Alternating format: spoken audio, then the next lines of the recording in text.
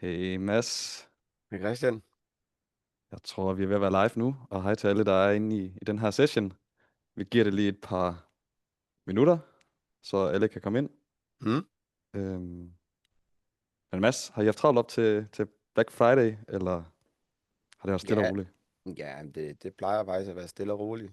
Altså, det gode ved Shopify er jo, at vi helst, at kunderne selv kan sætte de ting i spil og planlægge de ting, de gerne vil.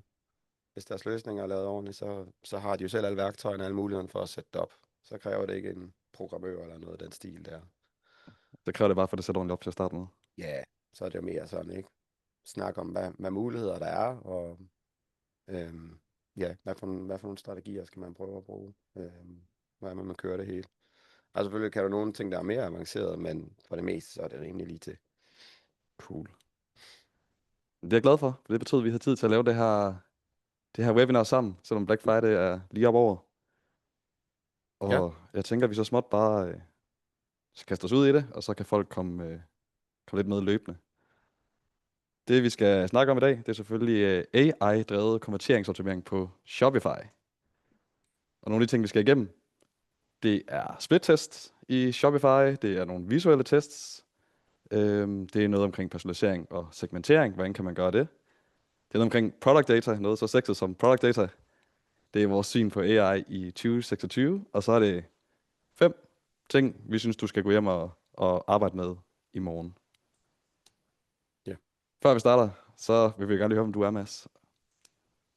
Jamen, jeg er jo en gut, der startede op på Shopify for 13 år siden med at have min egen webshop. Og så har jeg ikke sluppet det siden. Drev min egen webshop i mange år, indtil jeg synes, at nu er det spændende at hoppe over på den anden side af bordet, og så blive konsulent på det. Så det er jo det, vi gør her ved MCB. Altså, vi hjælper kunder over på Shopify, og så når de er på Shopify, så hjælper vi med at lykkes bedst muligt i forhold til deres forretning. Fedt. Mig selv, jeg sidder ved det, der hedder Creative Force, hvor vi er ved at lave et produkt, der hedder Dream. Et nyt AI-produkt, der spiller godt sammen med Shopify, og det kommer vi også til at se lidt mere på i dag. Tidligere har jeg siddet ved blandt andet Sleeknote og arbejdet med konverteringsoptimering osv., så vi kender lidt til gamet her. Ja. Lad os bare kaste os ud i det. Kampen om konverteringer. Jeg ved ikke, om der er noget her, der ser lidt bekendt ud fra, hvad du ser i markedet, Mads, men der er i hvert fald noget med, at det aldrig har været lettere at starte en ny Shopify Store. Jeg tror, jeg tjekkede den anden dag, at der er omkring 4 millioner Shopify stores derude, og med tools som Lovable og så videre, så bliver der kun flere. Ja. Samtidig så er jo en fra paid ads og organisk trafik falder. Det tror jeg, vi har kunne sige hvert år. Der er masser af data på det. Der er mere kamp om pladserne på de forskellige kanaler. Og så den sidste, som er lidt svær for os at gøre noget ved, men de her omkostninger uden for marketing stiger. Så det er fragt, det kan være 12 og så videre. Det betyder for os, Mads, det er så bare, at konverteringsoptimering, det er ekstremt vigtigt. Ja. Det andet, vi har set i udviklingen af Dream, det er, at vi har snakket med faktisk en del e-commerce stores om, hvad er det, de gerne vil have. Og noget af det, vi ser på flest af dem, det er egentlig, at de er rimelig små teams, der skal løse rigtig mange ting. Så de der dage, hvor man både havde brug for en webshop admin, og en designer, og en SEO manager, og en e-mail marketer osv., de er lidt gone, og vi er lidt mere over mod de her generalister. Men det betyder jo også bare, at konverteringsoptimering, på den måde vi tænker det, Mads, det er ikke det, der bliver prioriteret højst. Mm. Nej. Og det er jo en skam. I hvert fald, som jeg er på Shopify. Det kan vi se til senere, ikke? Hvor lidt det er. Det må vi sige. Så pointen i det er selvfølgelig, at konverteringsoptimering er super vigtigt. Så jeg tænker, at vi skal prøve at komme i gang med lidt mere om det. Den første ting her, split-test i Shopify, det ved jeg, at du har ret godt styr på, Mads. Ja. Ja, man kan sige, der findes jo et hav af værktøjer. Også værktøjer, som ikke nødvendigvis kun eksisterer over for Shopify. Og så man kan sige, det er vigtigt, når man skal afsøge, hvad værktøjer man vil bruge til det her. Altså finde en app fra App Store, som ligesom er kompatibel med den måde, Shopify opbygger sine sider, sine produktsider og forsider osv. på. Du skal ikke finde et værktøj, hvor der er et eller andet page builder modul, og så kan man klippe klister et eller andet ind selv. Det kommer ikke til at flette flot sammen med temaet, og det kommer ikke til at virke helt støbt. Og hvis du så ender med at have en konklusion på et eller andet, der er gavnligt, som du gerne vil gøre til en fast del i din forretning, så skal du også bagefter bruge tid og penge på at få det udviklet og så videre. Så find et værktøj, hvor du kan bruge de komponenter, du allerede har i din butik. Eventuelt kombinere dem med nogle af de værktøjer, der kommer ud af kassen, eller noget af det, man kan generere med i til en vis grad. Og så er det egentlig ret simpelt at komme i gang derefter. Så er det bare lidt med at forstå, hvordan metoden er, og hvor simpelt det er at sætte op i Shopify. Generelt så kan man arbejde med ting på template-niveau, altså varer, lister, produktsider, men du kan også arbejde med globale elementer som en anden menustruktur, hvor meget skal man promovere sine announcements, USP'er osv. Og er man på Shopify Plus, kan man også arbejde med at splitteste i checkoutet. Hvad er vigtigt for os at have fokus på i vores checkout, baseret på vores produkter og målgrupper osv. Spændende. Ja. Og jeg vil sige til det, både til at sådan afsøge, hvad veje kunne man tænke sig at gå, og hvad måske også komme lidt i gang med at prøve at lave nogle nye funktioner, som man ikke havde før, i forhold til at splitteste. Så kan man jo faktisk i Shopify nu få AI-genereret nye funktioner til sit tema, altså til sin frontend. Og det er fint til nogle ting. Altså meget, meget simple funktioner, hvor det er måske bare noget grafisk præsentation og den slags, eller noget meget, meget simpelt, du vil kommunikere. Så snart det bliver kompleks, så er det mest til proof of concept, man kan bruge det her. Så kan man sige, nu skal jeg prøve at lave et eller andet, for jeg ved, jeg har en idé om, jeg skal udvikle den her sektion. Jeg er lidt i tvivl om, hvordan man ledes, men jeg kan få Shopify til at lave et udkast, og så kan jeg i hvert fald vise det til min udvikler og sige, det er noget eller det her, men de her to justeringer er vigtige for mig, eller sådan her er det nødt til også at være bygget, så det skalerer sammen med min data og alt mit andet, jeg har til at køre i forretning. Det viser jeg lige om lidt, det kan man bruge det på. Men man skal ikke bruge det til noget, man tænker, der skal være en blivende og bærende del af sin shop. Så er det lidt helt klassisk med at tisse i bukserne. Ikke? Altså man får noget hurtigt, men det er ikke en høj kvalitet, og hvis du så har en udvikler, der senere skal arbejde videre på det, og bygge noget ovenpå, så er det måske bare bedre at have bygget det ordentligt fra starten af, i stedet for at få et eller andet kode, der skyder til højre og venstre og er ineffektivt opbygget. Og man siger noget, jeg har set med de her tools som Lovable og så videre, det er super godt til at lave et koncept og så videre, men bare sådan nogle ting som sikkerhed og så videre, der skal du alligevel have en, der ved noget om, hvordan det fungerer. Ja.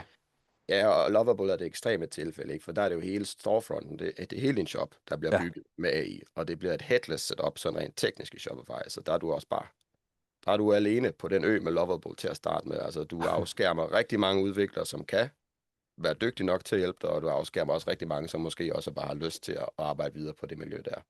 Så det er en fin tech-demo, og man kan da bruge det altså til inspiration og alt muligt andet, men det er ikke noget, man kan bygge en seriøs forretning på lige nu. Det er til at komme rigtig hurtigt i gang med et eller andet, og så skal man ellers bygge det solidt bagefter, hvis man videre noget den vej. Yes. Ja, men jeg kan da lige hurtigt prøve at vise, hvordan det ser ud, for det er måske ikke noget, alle helt opmærksom på, at de har muligheder. Så jeg prøver lige at overtage skærmen her. Ja.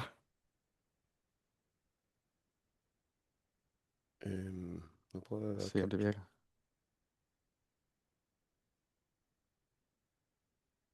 Sådan, nu tror jeg, vi ser din skærm, Mads. Ja, jeg har et eksempel på det her demo-miljø, som vi lige kommer til at hygge os lidt med her senere, hvor jeg viser en produktside nu, som er meget basic, som I nok kan se. Der er et produktgitter, eller et billedgitter, og der er lidt add to cart, der er en simpel beskrivelse, men ellers så er det ikke, fordi der er så meget hernede af. Og man kan sige, her har du så muligheden for at få hjælp til at generere noget nyt, for eksempel. Ikke? Og jeg har både lavet lidt snydt lidt hjemmefra og lavet nogle eksempler, hvor det måske godt kan bruges, og hvor det går godt. Det kunne for eksempel være, at man gerne vil have en lille indikation af her, hvad er ens fragtbetingelser, eller fri fragtgrænser, og hvad er ens returpolitik. Så har vi fået den til at generere sådan en meget simpel lille USP-bar her, kan man sige. Ikke? Og ja, det kunne godt stå pænere og skarpere, men har du ingenting, og er du er du på budget, jamen, så har du et eller andet, der er bedre end ingenting i hvert fald, til det punkt her. Jeg har også et eksempel på, hvor det går galt. Jeg har fået den til at generere sådan en sticky add to cart knap, så når man scroller ned, så kommer der ligesom en bjælke hernede i bunden, som følger hele scrollrejsen, så man kan lægge varen i kurven, uanset hvor man er. Man kan jo også se her, at det overlapper lidt og flyder lidt sammen med produkterne, sådan lidt forskellige steder. Og problemet er jo, så kan du godt bede den om kan du godt reprompt den og sige, prøv lige igen og være opmærksom på dit og dat. Men det er igen prompt, og så når du en dag skal have en rigtig udvikler til måske at gøre det lidt federe, jamen, så er det bare et tungt stykke kode at gå i gang med potentielt set, ikke? Så igen, det er fint til noget proof of concept. Det er noget af det her, jeg gerne vil have. MCP kan hjælpe mig med at fintune det og redesigne det, eller noget af den stil der, ikke? Men jeg må se lave et eksempel på noget, der er lidt mindre farligt at kaste sig ud i. Så nu kan se, jeg har lige lavet den her på forhånd. Nu prøver jeg lige at generere den live her, så I kan se, hvordan det går. Så nu tager jeg den prompt, jeg gav den sidst, hvor det gik nogenlunde. Og så går jeg egentlig ned her nu og siger, nu vil jeg lave en ny sektion. Kommer den her op og spørger, hvad er det, jeg skal lave? Jamen, jeg vil lave sådan en before and after image slider i portræt. Og så med mulighed for at skrive nogle headings ud på kanterne af det. Nu skal jeg lige trykke der i stedet for. Og så går den egentlig i gang med at lige så stille og crunche igen den. Og der har Shopify jo været gjort det fint og lækkert, ikke? Altså, du kan se her, det snor med AI-farverne der, som du også kender fra iOS og så videre, og koden bliver genereret ude i siden her lige så stille. Og det plejer at gå rimelig hurtigt, og så har vi faktisk noget, vi kan bruge. Vi ser her. Så er det altid spændende, om den så genererer det lige så godt, som den gjorde i går aftes, eller om det Det er er det. helt til hest. Men Det er det, det, er det sjove med, det er det sjove med AI jo, og så at vise det live. Ja, Det er, at der kommer altid et output, man ved bare ikke, om det er det samme, som det var i går. nej, det er det. Og man kan sige, med det her sidekick og generering af sektioner og så videre, det var noget, de sådan gik i luften med her i sommers i version 1. Og allerede nu er der sket meget, så det bliver klart, det bliver bedre og bedre. Og det er jo noget, som Shopify har helt ind i kernen, at de vil AI først på alting. Ja, Ikke? Altså, at de vil bruge AI til at gøre alle deres løsninger og muligheder federe, end de var før. Så det er helt sikkert noget, man kan forvente, at bare bliver bedre og bedre. Men nu er der et eller andet her, der ligner noget slide. Så her kan jeg så koble mine billeder på. Jeg har et overførsbillede her, og jeg har et playful billede, som jeg kan så gå på. Og så kan vi jo skrive det her.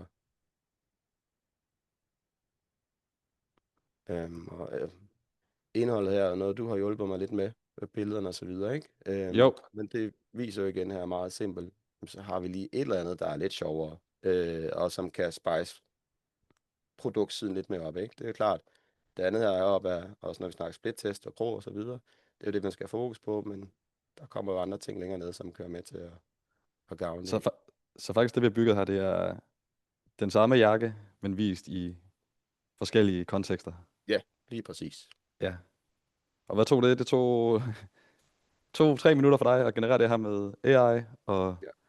jeg tror, jeg har brugt 5 minutter i Dream, vil jeg vise senere. Ja.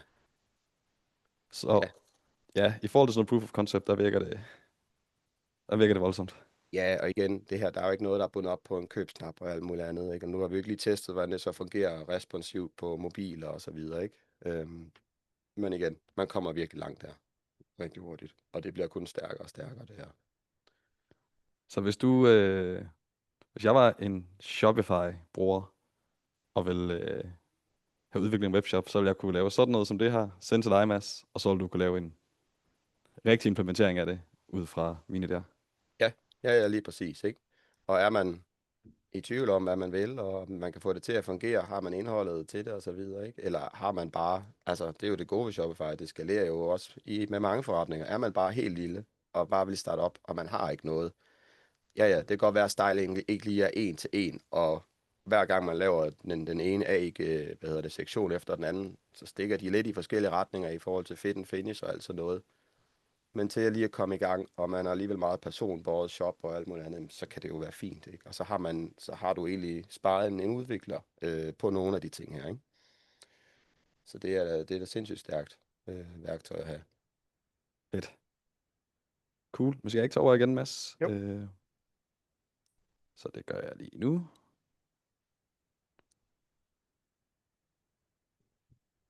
Nu viste vi et eksempel, eller Mads viste et eksempel. Men nogle af de ting, vi ser, man skal teste, og noget af det, vi arbejder på i Dream, det er, at du kan tage sådan et enkelt billede her, for eksempel for den her jakke, og pludselig så kan du lege med at lave packshots, vise det, du kan vise virtuelle modeller, du kan lave lifestyle-billeder, og du kan lave video. Om du skal have alle de her på din side, det tror jeg, der er meget, der taler for. Vi har ikke kørt en split-test, skal jeg til at sige, men det kunne man jo teste. Men der er også ting, du kan teste, som hvad har du i din collection-side. Så viser du kun packshots der, eller viser du kun videoer. Hvis du kun viser videoer, tror jeg, det kan blive lidt for levende, men du kan teste med alle de her ting. Men den store udfordring, der altid har været, det er, at det tager rigtig mange ressourcer, og hvis man skal lave alt det indhold her. Og det er noget af det, jeg vil prøve at vise, hvordan vi har givet bud på at løse. Det her det er første gang, at Dream bliver vist offentligt, så du må hjælpe mig her, Mads. Nu ser vi, hvordan det går. Det er vigtigt. Du har set det virke. Ja.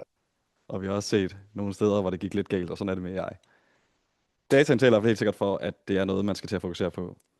Jeg fandt noget data inden det her webinar, der viser bare, at det, du AB-tester billeder, det har været med, specielt i fashion, til at øge konverteringsraten. Fashion er et meget visuelt produkt, derfor giver det god mening, det her. Det her med at vise de realistiske omgivelser, det er også noget, der er lavet undersøgelser på, at det øger sandsynligheden for køb med op til 24%.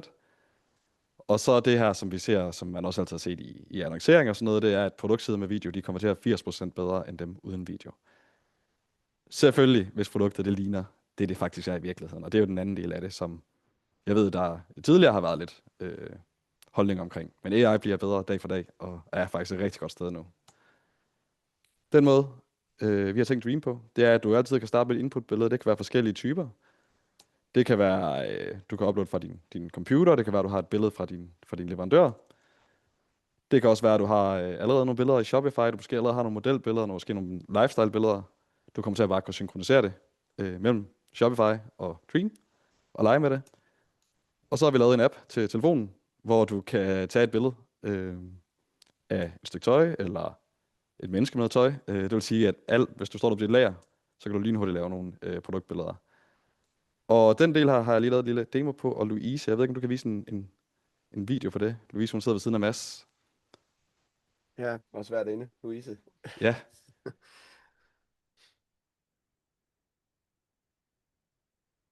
Fedt. Det jeg viser, det er vores app, og det er et billede fra vores kontor her hos Creative Force, hvor jeg har taget den her trøje. Og nu vil jeg gerne tage den her trøje fra vores, herude lige fra, hvor jeg sidder, og få ind og få lavet packshot og få puttet på en model og lavet til video og så videre. Jeg vil have den lynhurtigt live.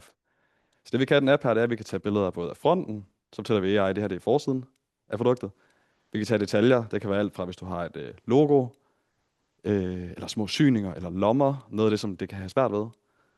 Så kan du tage et billede af bagsiden, og du kan se, at de billeder her, de er ikke specielt godt taget. Der er noget modlys bagved. Der er et produkt, jeg har svært ved at få til at hænge stille, og det er lidt krøllet og så videre. Og det er egentlig for at give jer et eksempel på, hvor langt man kommer med sådan et input i den her stil. Mm. I appen kommer man så ind, og det vi har lagt i Dream, det er, at vi ligger og analyserer alle billeder. Det vil sige, at vi har taget alle mulige produktkategorier og lagt en masse analyse bag. Hvad er det for en taksonomi? Hvad er det, man typisk vil have på de her? Det gør, at når vi laver det her AI, så vil prompts blive bedre. Nu kan du så vælge, hvilke packshots du vil have. Den har fundet ud af, at det er en trøje. Og jeg siger, at jeg vil have, hvad vælger jeg her? Jeg vælger de her 3, så en flad, hvor den ligger nede, en flad, en fra hver side, kan man sige. Og beder den om at lave det. Og det er det at få kliks, og så går den i gang med at lave de her packshots. Det smarte er så, at du får det her over på din computer. Det vil sige, tanken er, at du kan have et workflow, hvor du står med dine produkter, tager billeder, skyder dem bare ind i forskellige sessions. Derefter får du dem over på din computer, og ligesom hvis du arbejdede i et rigtigt fotostudie, hvor du skyder 100 billeder, så får du over på din computer, og du kan begynde at lege med dem. Og det er det næste skridt, som jeg vil vise lige, når den her er i mål. Der er en lille knap over til højre, der er hvid, så det gjorde, at ærmet var lidt off. Men som du kan se her, så har den lavet de her 3 billeder, ud fra de input-billeder, jeg har, hvor de på nogle punkter, hvis man lige har strøget den lidt, måske endnu bedre, men er fine til at gå live på en produktside. Og det er en lynhurtig måde at teste på. Nu er vi så over i appen, og det vil jeg prøve at vise. Og det jeg vil prøve her, det er at prøve at vise det Det bliver live. spændende. Det bliver rigtig spændende. Så nu deler jeg lige min skærm. Og først så vil jeg vise, hvad der skete med de 3 billeder her. Så vi havde de her 3 packshots, jeg havde fået ud af mobilen. Nu vil jeg have dem på en model. Jeg kommer til at vise, hvordan man gør det bagefter. Nu vil jeg prøve at vise outputtet. Nu smed jeg det på en model, og jeg stylede hende.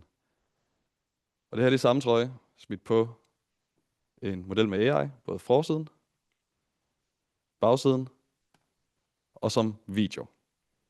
Der er nogle ting her, hvor man godt kan se, det er AI, men det er ikke sådan vanvittigt tydeligt længere.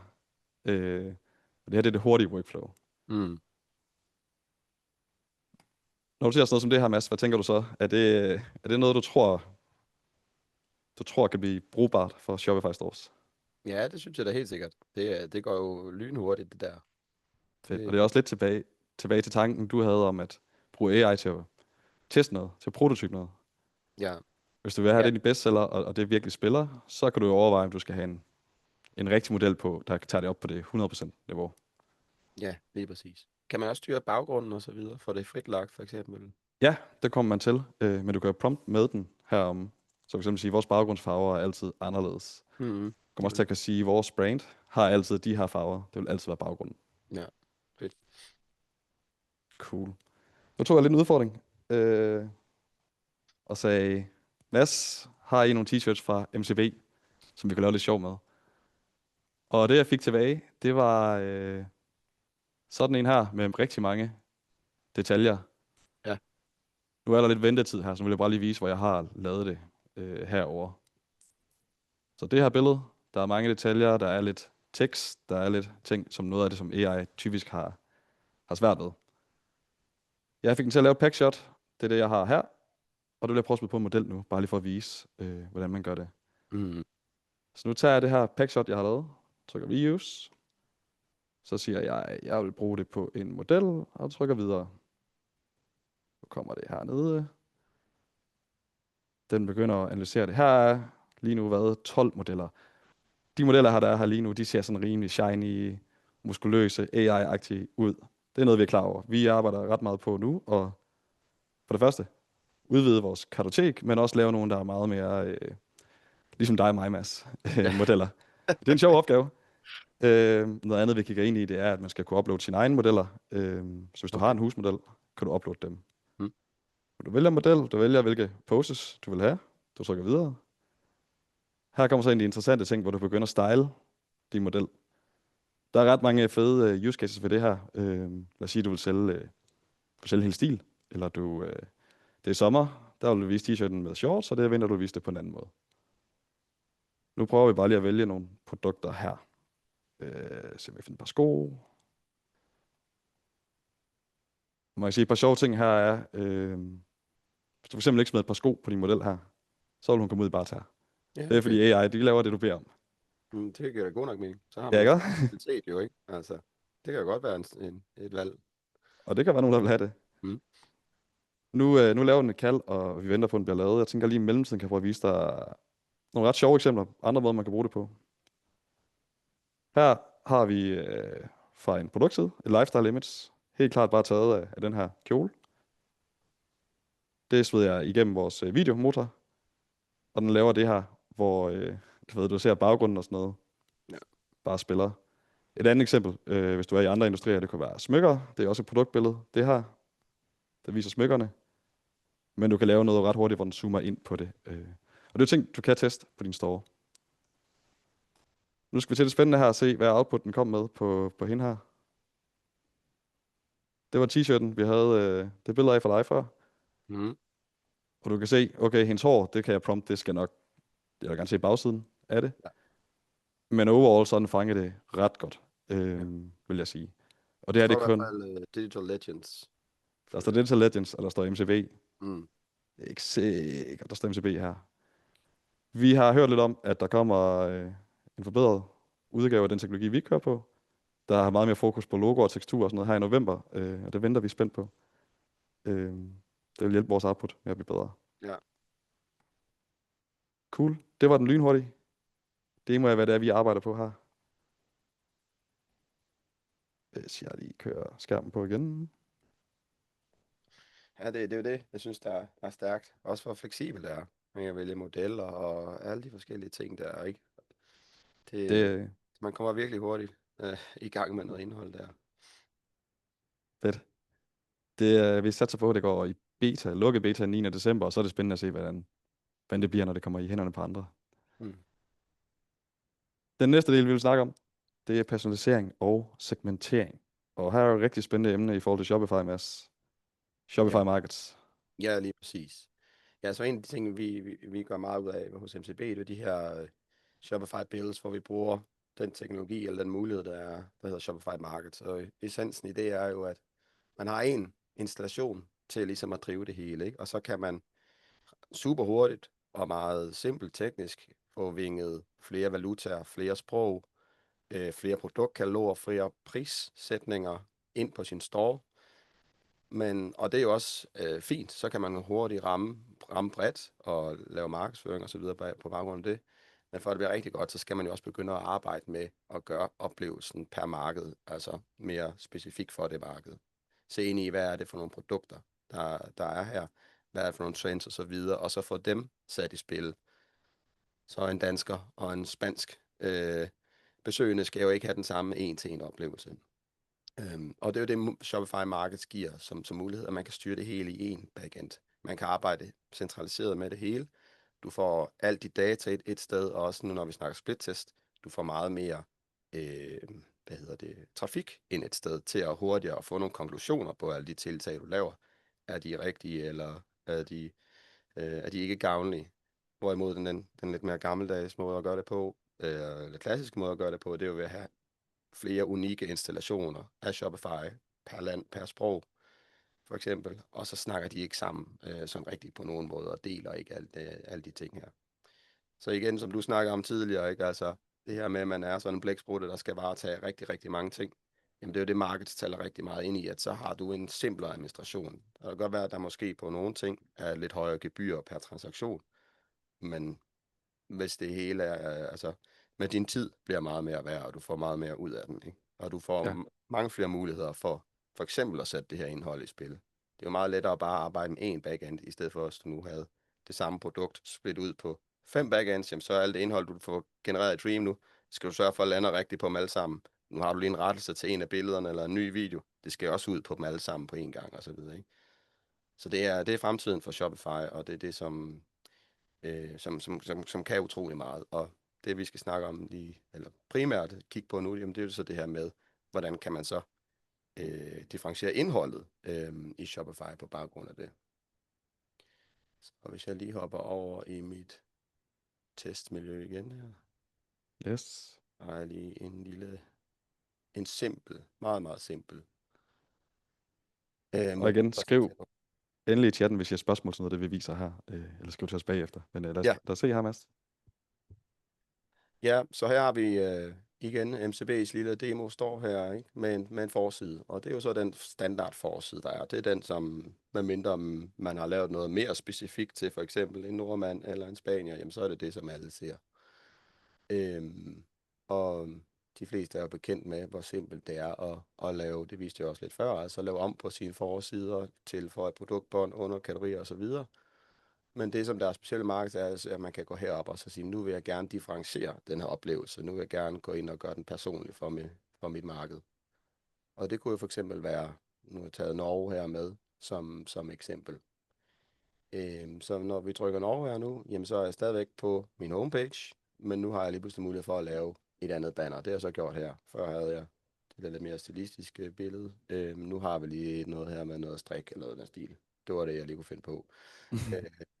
Men det er jo her, hvor man i høj grad skal kigge ind i sin data også, og kigge ind i bruge den viden, man har om markedet, ikke? Og noget, der er super relevant på for eksempel forside, jamen det vil jo være for eksempel kategorierne. Altså arbejde med dem, hvad er det for nogle kategorier, der er væsentlige. For hvis du er en stor store, der har et stort produktudvalg, jamen så er der jo helt sikkert nogle af de produkter, der er mere egnet til et marked end til et andet. Så de skal ikke stå eller vægtes lige højt. Så igen her, fordi jeg har valgt Norge, er på forsiden, og så tager min underkategorisektioner, og så i stedet for at det her apparel men women, jamen, så kan jeg jo så gå ind og vælge nogle andre kategorier. Her vil jeg gerne fokusere lidt på noget sko i stedet for, ikke? Og så omskifter jeg det, og så har vi egentlig et andet sæt af undermenuer nu på min forside her. Så Og hvis det jeg fede besøger er, fra Norge nu, så vil jeg se det her. Og hvis jeg ja, besøger fra Spanien, så vil jeg se noget andet. ja, lige præcis. Ja, Og det fede er, nu er det bare de to ting, jeg har lavet om her. Men alt andet på den side her, hvis jeg ikke laver om i det for Norge, jamen, så er det jo stadigvæk det jeg laver på topniveauet, der ligesom er gældende. Så det er ikke sådan noget med at være, bare fordi jeg nu har valgt at sige, nu skal mit banner være norsk, specifikt for Norge, og så skal jeg til at lave alt andet i butikken på norsk. Altså tage stilling til, hvad der net skal være. Der genbruger vi bare altid, og også for fremtidige rejser, de bliver også genbrugt hernede af. Nu er det bare her, jeg har brugt den nedarvning og sige, nu er vi specifikt for Norge på de ting, jeg nu definerer her. Og det kan være, og igen, ligesom jeg snakkede om tidligere, når man vælger splittestværktøj, så er det vigtigt, at det er kompatibelt med, altså alle de her funktioner og optioner, der nu findes i Shopify. Jamen sådan er det også med markets. Alt hvad du kan differentiere via editoren her, jamen det kan du lave unikt per marked. Man kan godt bare tage en hel produktside og sige, det er kun, hvor stor prisen skal være, jeg gør specielt for Norge, og så alt andet er nedarvet for eksempel. Ikke? Så det er meget fleksibelt, og som du kan se, meget intuitivt og brugervenligt at komme i gang med. fedt. Kan man for eksempel teste mellem lande på en måde, eller vil jeg Ja, kunne lave noget i Norge, og så sætte en splittest op på den norske side kun? ja, ja, det vil man kunne gøre. Sagtens lave en AB-split-test på en produktside, og så sige, det er de her to variationer, jeg tester mod hinanden, men det er kun på den norske variation af det, jeg går ind og laver mine rettelser. Og så kan du jo også i split-test-værktøjet sige, jamen altså, den demografi, jeg gerne vil teste imod, jamen, det skal være Norge til at starte med. Så der er slet ikke, gemmer slet ikke data på andet end norske sessioner på det. Så det kan man sagtens gøre. Og det ved værktøjet godt, hvordan man skal differentiere det. Fedt. Så så er man virkelig nede i, altså, så er man nede i en meget, meget, meget specifik split-test selvfølgelig. Men har man en stor shop og meget trafik, jamen, så er det jo absolut relevant. Fedt. Men jeg har et par eksempler på, hvordan det her det kan bruges, og det vil jeg lige prøve at vise. Jeg synes, den bedste, jeg kunne komme i tanke om, Mm. er, at hvis du, som igen du siger, du har Norge, du har Spanien, geografien er meget forskellig. Jeg har en fin t-shirt, igen fra MCB, den anden side af det, jeg viste før i bagsiden. Den vil jeg gerne sælge, men jeg kan lige pludselig begynde at style den på forskellige måder. For eksempel, så sommeren starter tidligere i Spanien, eller solen skinner tidligere i Spanien i hvert fald, kontra Norge. Stilen kan være forskellig, og så videre. Så det er et eksempel på, hvordan du ret hurtigt kan lave sådan noget indhold her, hvor hvis du går i studie med modeller og så videre, så skal du først hyre modellerne, du skal skifte tøj, du skal have alt tøjet hjem. Der er bare en lynhurtig måde at få nogle indikationer på, hvad der virker på den her måde. Helt generelt, så er der ret meget data, der tror jeg ikke, det er så overraskende, men der er ret meget data, der viser, at jo mere relevant du er, jo bedre performer din shop. Og der er bare så gode muligheder nu for at gøre det. Og en af truslerne, kan man sige, det er, at i takt med, at det er blevet nemt at oprette en Shopify-store, så er der meget konkurrence, og du er nødt til at differentiere dig. Og det her, det er en måde at differentiere dig på virkelig at tænke, det her relevans. Lige pludselig så konkurrerer du ikke på pris, så konkurrerer du på brand og hvor relevant du er i stedet. Et par andre eksempler på, hvordan man kan tænke det her ind i sin måde at sende shop op på. Det er noget som det her, hvor du har et produkt, og typisk så vil du skyde det på en model i en størrelse. Og modellen er ofte den samme størrelse, men problemet, eller det heldige er, at vi ikke alle sammen har samme størrelse. Så et eksempel, man kunne bruge her, det er at simpelthen vise produktet i forskellige størrelser. Det kan være alt fra en extra small til medium til large, og måske lade brugeren vise det og se, hvordan det ser ud på dem. Andet eksempel, hvis du har nogle unisex-produkter. Der er ret mange produkter, hvor selvom det er ens, så er det enten til kvinder eller til mænd. Og det er fordi, de sidder lidt forskelligt og sådan noget. Der skal man måske ikke begynde at teste. Men der findes også produkter, som for eksempel et par shorts, der ret ofte vil være det samme produkt til begge. Men mange shops, de viser det kun på ét køn.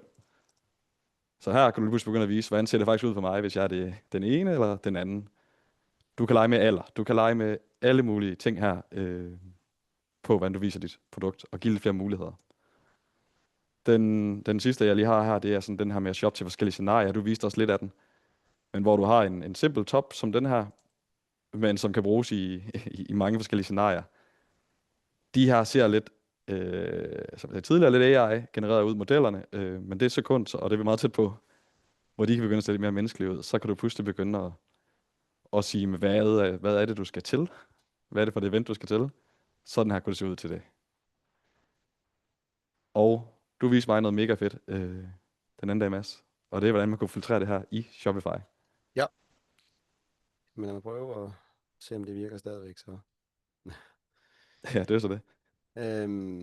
Ja, som du er meget inde på her, ikke? Altså, det her det er jo faktisk en af de case, du taler ind i, ikke? Det er jo helt klassisk. Vi har et produkt i der, en collection med forskellige varer, der er blandet af alt muligt. Og når man laver mouse over, jamen, så er vi enten på en mand eller en kvinde i det her. Og tager vi igen sådan et unisex-produkt, jamen så kan vi se her, ikke? Vi har egentlig via Dream, eller hvad det nu er, anden måde, vi har fået genereret indhold på til de forskellige, til både mand og kvinde for eksempel, ikke? Men i stedet for så at have det i vores kategorier neutralt på den her måde, så kan vi jo egentlig gå ind og tagge hver billede i Shopify og sige, det her det er et billede med en mand, det her det er et billede med en kvinde. Og så kan vi jo lave en kategori, så hvis man har en menuopdeling, der er kønsinddelt, jamen så når man går ind på sin kvindekategori, jamen så har vi de her unisex-produkter, men det er kvindebilledet, der ligesom er standarden, defaulten, og så når man mouse over, så får du så packshottet, ikke? Så I kan se, her har vi hoodie, shorts og en t-shirt. Hvis jeg går ind på mænd, så er det de samme 3 produkter, men nu starter vi bare ud med det mandlige billede af det, i stedet for, igen som du siger, det er mere relevant for den besøgende her at kunne bedre se sig i konteksten af produktet her. Så det er super simpelt at lave i Shopify, den slags her. Det kræver en udvikler, men det er ikke en stor opgave. Det vigtigste er at have dataen, altså have indholdet til at starte med. Det er det, der er den store opgave. Typisk i hvert fald. Et andet eksempel kunne være, som du også taler om her, du kommer med flere forskellige eksempler, jamen skal vi have noget mere avanceret filtrering, så man igen kan personalisere de her kategorier for en selv, eller gøre mere med dem, end bare have dem som packshots. Det kunne godt være for eksempel, jamen størrelser, small, medium, large, jamen vi har billeder af modellerne i alle 3 størrelser, så kunne det være en filtreringsmulighed, man havde op, og så man alle produkter tilsvarende ens krop. Men det kunne også være packshot versus at få det på en model til at starte med. Så I ser, her har vi stadigvæk packshotsene i mouse over, så kommer modellen frem.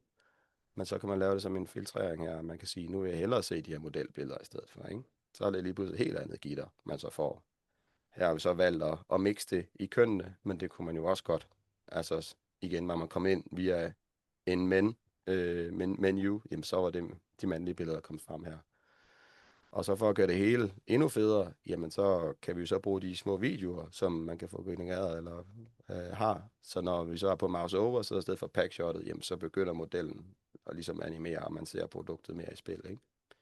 Det er jo sådan nogle muligheder, man altså er ret hurtigt at få sat op her, inden vores lille demo, med dit indhold her. Det er sådan en ting, der lige pludselig bliver en mulighed.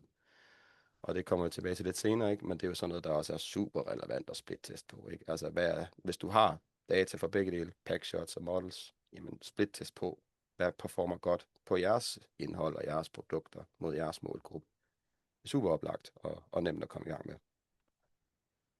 Og så er der også noget i forhold til, altså jeg synes, der er fedt her, det er jo, at du har måske også en e-mail-liste. Du har noget historie på et tidligere køb. Plus det ved du godt, at køber de mand- eller kvindetøj. Hvad størrelse køber de, og så videre. Og måske når du så sender e-mails ud, at du kan få det til at være den default, de ser først. Det var en anden måde at bruge sin e-mail-liste på. Jeg synes, det er super interessant, det her. Ja. Ja. Jamen, lad os komme kvikt videre. Ja, du har agendaen foran dig lidt mere, end jeg lige har, tror jeg. Det har jeg. Det næste, vi lige kort vil se på, det er product data i Shopify. Noget så Jeg tror, spændende. du er ikke lige på slidesen endnu, Christian, er du? Nå, Prøv det igen. Hvis du stopper med at dele, måske. sådan. Sådan der. Ja. Fedt. Product data i Shopify. Og generelt, en af grundene til, at man skal begynde virkelig at have styr på det her, det har man egentlig skulle noget tid. Men en af de helt oplagte grunde, jeg kan tænke på, det er det her, som mange af jer måske har hørt om, med OpenAI, der kommer med noget instant checkout. Og generelt kommer de her AI's med, at de faktisk gerne vil have, at du handler direkte igennem deres platform. Noget af det er baseret på, det er de her metafields. Det er, at du virkelig får tagget dine produkter rigtigt, så maskinen ligesom kan forstå, hvad er det, du sælger. Øh, det er relevans. Så den måde, folk de vil skrive, hvad søger jeg efter? Jeg søger efter en rød trøje til kvinde på 45. Øh, det er nogle af de ting, du skal have styr på. Og hvis man ser på sådan en udvikling inden for bare search, så er det meget sjovt, hvordan det er gået fra sådan noget helt tekstbaseret. Du skal bare have en masse keywords, sådan helt tilbage i start 0'erne og op til 10'erne. Der var ikke særlig meget forståelse af kontekst. Og løbende så er der blevet sådan lidt en, okay, du skal have noget teknisk optimering også. Du skal optimere for mobilen, i takt med at smartphone kom frem. Du skal have en hurtig side. Nu er det blevet sådan, det ved alle, de skal have. Og ja, nu der er vi kommet til den her æra herover, hvor du egentlig skal direkte svare, i stedet for længe den måde bliver vist på, og du skal have en maskinforståeligt indhold. Og Mads, der havde du nogle idéer til, hvordan man strukturerer det her. Ja, og jeg tror med tiden og så videre, vi flyver lidt hurtigere ind over den, end jeg havde oprindeligt tænkt. Men ja, altså overordnet set, så handler det om at få struktureret sit data. Der er mange, der har, for eksempel, hvis vi snakker tøj, jamen så de her specifikationer, man har, det står måske i produktbeskrivelsen i en eller anden punktform og den slags. Det er ikke optimalt. Altså, det handler om at få alle de her forskellige specs ud af sin generelle data, og så få dem specificeret. Nu har jeg lavet igen et hurtigt eksempel her i Shopify, hvor vi kan se, her er vi inde på en t-shirt, og der har vi sådan meget fint inddelt, hvad er alle de her forskellige datapunkter, som vi egentlig har på den her t-shirt. Hvordan er halsen? Hvor lange er ærmerne? Hvad for nogle materialer er den lavet af? Hvad er målgruppen? Hvor lang er den i størrelsen og så videre, ikke? Og det er ikke fordi, man behøver at bruge alt det her data nødvendigvis i sin præsentation af produktet. Det kan godt være, det er irrelevant at skrive, at halsen er rund. Men så kan du bruge det som struktureret data mod for eksempel SEO eller Geo, som du netop selv siger, så alverdens ting og sager præcis ved, hvad det er, du tilbyder, så de også kan finde vej ind til dine produkter og få den information fra dig. Du kan selvfølgelig også bruge det til filtrering i dine kategorier, og du kan selvfølgelig også bruge det i et spec sheet på din produktside. Så få det ud af beskrivelserne. Det skal ikke ligge i tags, det skal ned i metafelter, eller ind i, måske endnu bedre nogle gange, ned i meta-objekter, som er data, du kan genbruge på tværs af flere produkter, så man også har sådan en centraliseret vedligehold. Hvis det nu for eksempel er en farve, jamen så hvis jeg lige pludselig fortælle, nu den her kobolt blå, jeg kører, nu har jeg en ny hekskode på den, så kan man definere den et sted, og så ved hele en shop, hvordan man skal vise den farvepalette i filtrering og produktsider og så videre. Så ja, hvis I ikke har fokus på det, så jo mere data I har, des bedre. Det gør jer mere fleksible i jeres kategorier, menuer, produktsider, og det sikrer jer for fremtiden i at være kompatibel med alle de nye ting, der kommer. Fedt. En af de ting, jeg ikke viste i Dream, er faktisk, at vi begynder at AI-generere det her ud fra billederne. Det vil sige, at du kan styre alle dine produkter inde i Dream. Du kan have alle dine visuelle ting, som vi har fokuseret på i dag. Men du kommer også til at kunne have de her metafelter, og synkronisere dem direkte til Shopify. Så det er ikke sådan... det kan godt virke som en stor opgave, hvis man skulle sidde og skrive alt det her manuelt. Ja. Men der begynder at være måder, hvor det ikke er nødvendigt. Det er der, hvor man helt sikkert kan få meget hjælp, og det er også der, hvor mange virksomheder har nogle underlægningssystemer, som de har der i et PIM eller noget andet og så videre, ikke? Men så er der stadigvæk et arbejde i at, ligesom at få det mappet op og til at synkronisere fast ind i Shopify, så man faktisk bruger al det information, man sidder og beriger i et andet system, og får det over i butikken, så man kan sætte det i spil og få fuld udnyttelse af det. Præcis. Godt. Jamen, lad os op til den lidt mere interessante del her omkring AI i 2026. Mm. Og nu er der jo ingen af os, Mads, der kan se ud i fremtiden, men vi har måske nogle ting, vi ser, nogle idéer for nogle ting. En af de første ting, som fra min stol, vi har set meget, det her, kan forbrugerne egentlig lide AI? Og der har været nogle eksempler blandt nogle af de helt store fashions ting herude, hvor de har fået lidt pushback. Jeg ved ikke, hvor meget det er for forbrugerne, og hvor meget det er for folk i industrien. Mm. Men det er en fair concern, og den måde, vi har set det blive løst, de er egentlig ved at være rigtig transparent omkring det. Og jeg fandt et rigtig godt eksempel her fra Tommy Hilfiger på deres hollandske side, hvor de i beskrivelsen har tilføjet et label, der fortæller brugeren, at det er AI, og det gør lige pludselig en forskel, for jeg tror ikke, forbrugeren føler sig snydt på samme måde, så længe du fortæller det. Der er et lille video, der viser, hvordan de har sat den her AI-video sammen. Den kan du prøve at vise.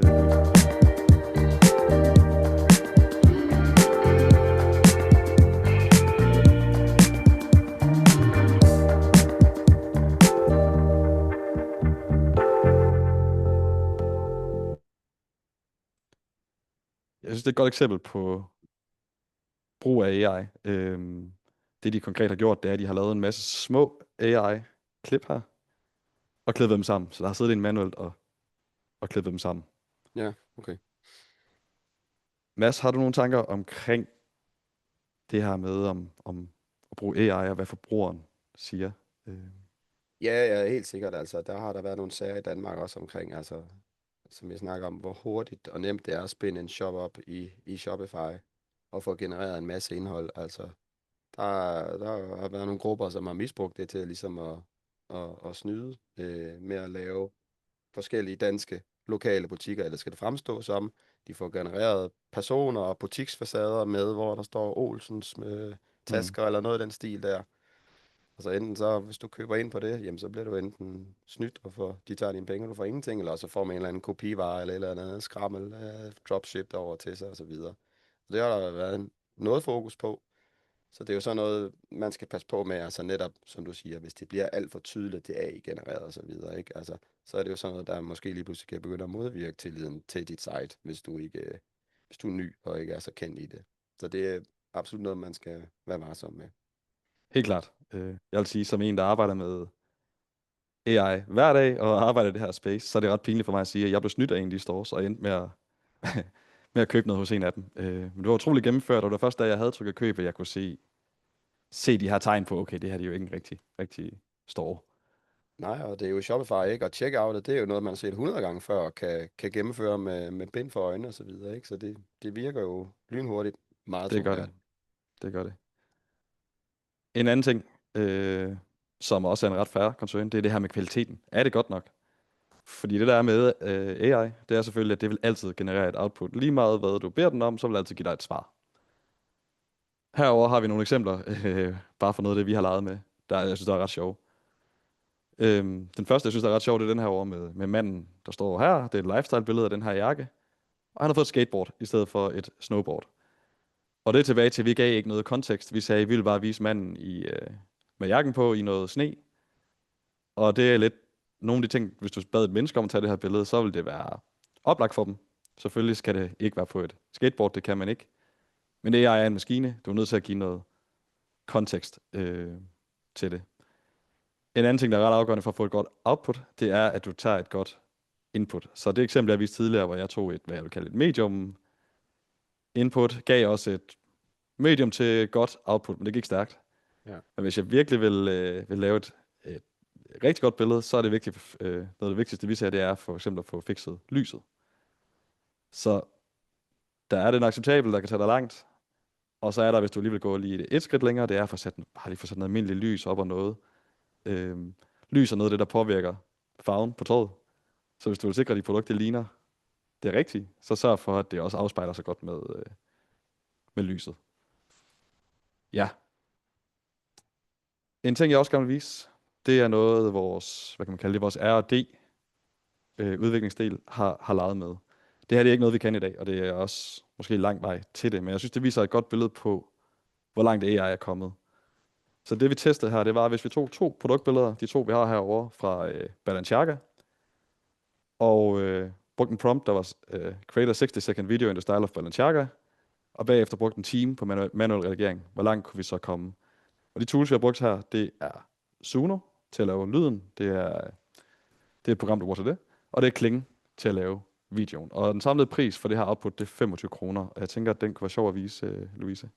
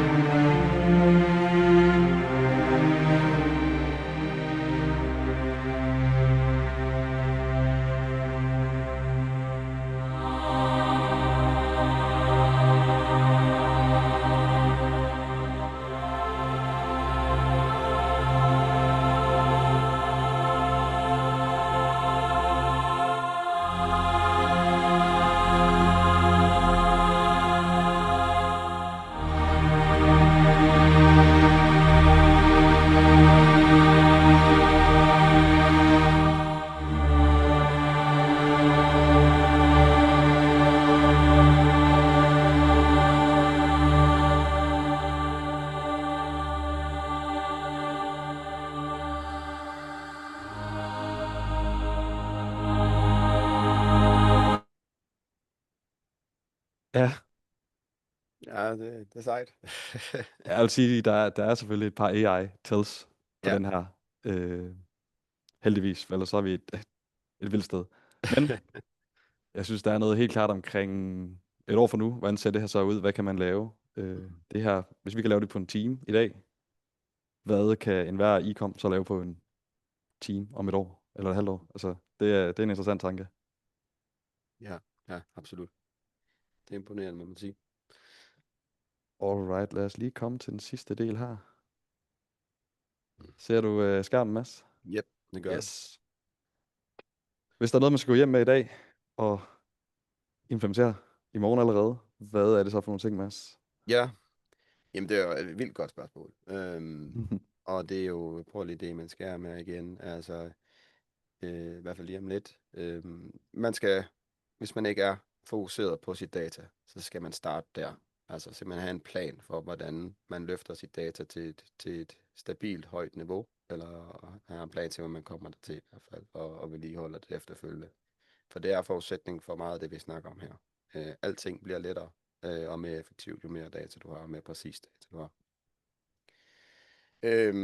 Og hvad skal man så splitteste på? Det er jo altid svært, kan man sige, ikke? Fordi der er aldrig sådan det er altid svært at sige, hvad er en sikker vinder i alt det her, for det er meget afhængigt af, hvad er din butik, hvad er dine produkter, hvad er dit indhold, og hvad er din kundegruppe, hvad er de mest trygge i.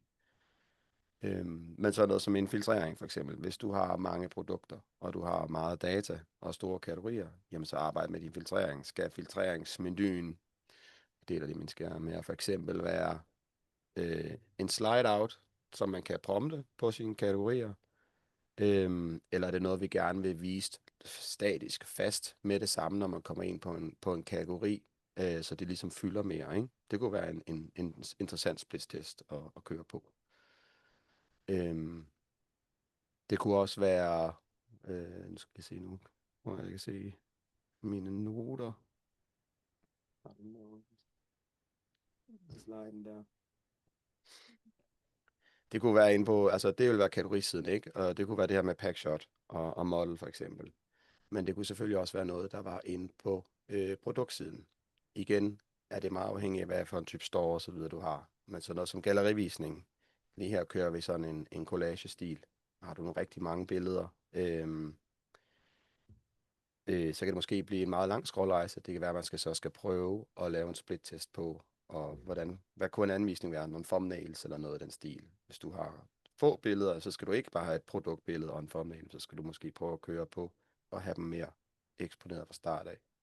Du kunne arbejde med, hvor meget skal hvis du har en butik, der tit kører tilbud, jamen, hvor meget fokus skal det have? Kommer det en ordentlig spil? Eller er det simpelthen ikke nok i fokus, baseret på, hvor gode deals du faktisk tilbyder?